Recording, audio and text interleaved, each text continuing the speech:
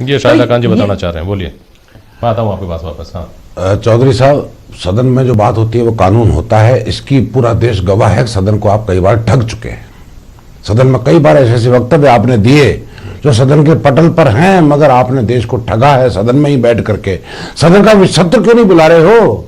Corona के नाम पर आप सदन का सत्र नहीं बुला रहे हो, और लाखों लोग सड़क पर बैठे हुए हैं 5 डिग्री टेम्परेचर में, मौत से जूझ रहे हैं। 20 लोग शहादत दे चुके अपनी। किसान, प्रधानमंत्री जी कह रहे हैं कि मैं किसानों से वार्ता करने को तैयार हूं, लेकिन वार्ता का उनका तो रुख नजर ही नहीं आ रहा। आप वार्ता में वार्ता में हम ये कहना चाहते हैं एमएसपी को कानून बनाया जाए। तो भंडारण सुनिए, अब आप जब सुनना चाह रहे हैं आप बात पहुंचाएंगे मेरी, शायद भंडारण की एक लिमिट तय की जाए। इससे ज्यादा किसी भी कॉर्पोरेटर के पास में भंडार की क्षमता नहीं होगी, वो भंडार नहीं करेगा। एमएसपी को कानून बनाया जाए। अभी केरल ने तो सब्जी और फलों पर भी एमएसपी लागू कर दी है श्रीमान। झारखंड तैयारी कर रहा है, कर्नाटक तैयारी कर रहा है। आप कर क्या रहे हो? आप किसान से वोट मांगने तो पहुंच जाते हो, किसान के हकों की हितों की बात कर रहे हो। आपने किसान के नाम पे 2 लाख रुपए के ऋण की बात की, आपने माफ कर दिया। अरे साहब, आपको आंकड़े हो तो बता दें। नहीं, आपको आंकड़े हो तो बता दें। आप बगैर आंकड़ों की बात मत करो। आपने किसान को ठग रहे हो। राजहट नहीं, रामपाल जी ने भी कहा था राजहट नहीं, ये तो बाल हट पर उतर आए प्रधानमंत्री। बाल हट का मतलब है कि वो समझने को तैयार ही नहीं है, मैं तो यही चंद्रमा खाऊंगा। ऐसा बाल हट छोड़ें। राजहट, आप उन राजहट के सामने तो पूरा देश का किसान आज बैठा हुआ है, लेकिन वो ऐसा आचरण कर रहे हैं कि तो बाल हट है।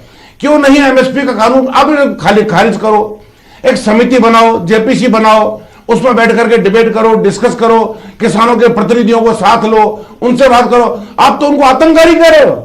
अरे आपकी तो पार्टी का आदमी आज पकड़ा गया है, आपकी पार्टी का आदमी आज पकड़ा गया है। उसने मीडिया के सामने कहा है जब उसको मार पीट मैं भाजपा का कार्यकर्ता हूं, पाकिस्तान जिंदाबाद के नारे लगा रहे हैं। शर्म नहीं आती? किसान जो खेतों में किस तरह से काम करता है, किसान के लिए क्या क्या है 70 सालों में, ये तो बताइए। एक मिनट सुनिए रामपाल जाट साहब, देखिए आप लोग तो गहराई से जानते हैं, चूंकि आपके दायरे की चीज़ है ये, पहली बात। दूसरी बात, आप लोगों ने इसकी बहुत पढ़ाई भी की है, क्योंकि आपको बहस मुबाइसों में बैठना है, सरकार से डेलिब्रेशंस में जाना है, ये सब है। लेकिन आम आदमी ये समझना चाहता है रामपाल जाट साहब कि ये जो कानून लाए गए हैं, इसके बाद जबकि सरकार ये आश्वासन दे चुकी है कि एमएसपी का प्रावधान लिखित में संशोधन करके कर दिया जाएगा, इसके बाद ये क्या किसान के लिए विकल्प नहीं बन जाता है कि वो अपनी फसल चाहे तो अपने तरीके से इंडिपेंडेंट तरीके से उगाएं, चाहे तो किसी से कॉन्ट्रैक्ट करके फार्मिंग करें? 2 विकल्प हो गए।